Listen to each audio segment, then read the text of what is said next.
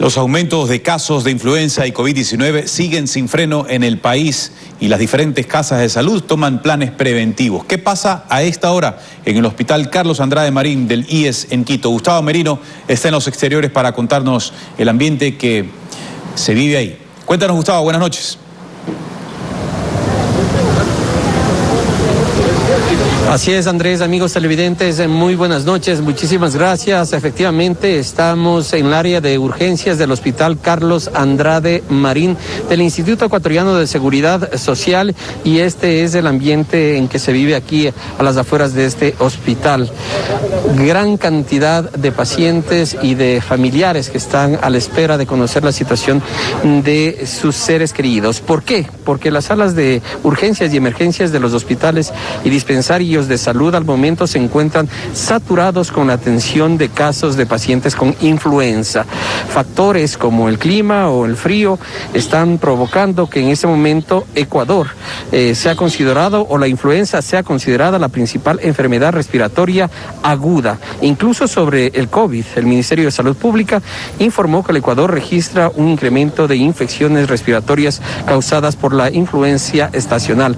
Los grupos poblacionales con más incidencias son de 2 a 5 años y también los adultos mayores. Ante ello, el Comité de Operaciones de Emergencia COE anunció esta tarde que en el país se retomará el uso obligatorio de la mascarilla en espacios cerrados y en casas de salud.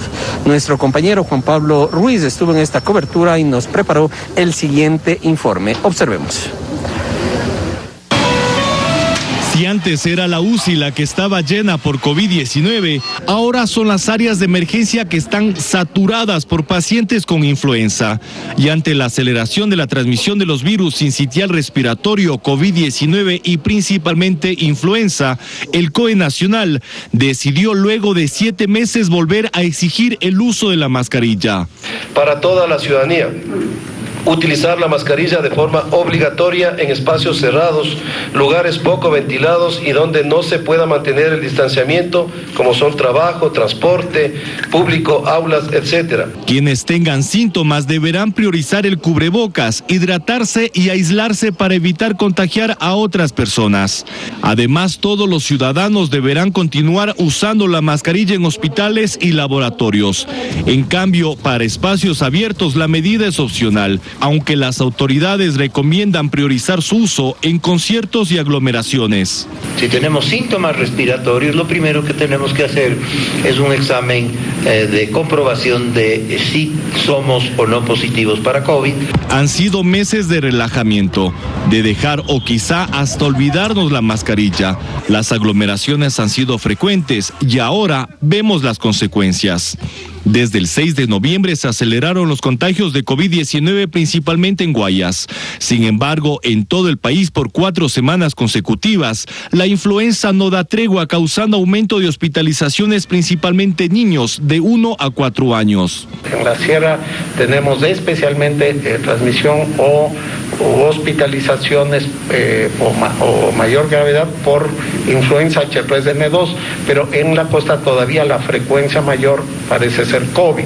Pero ¿hasta cuándo será obligatoria la mascarilla? La respuesta es incierta, ya que la influenza es un virus estacional con mayor incidencia en diciembre, pero suele registrar picos de contagio hasta abril.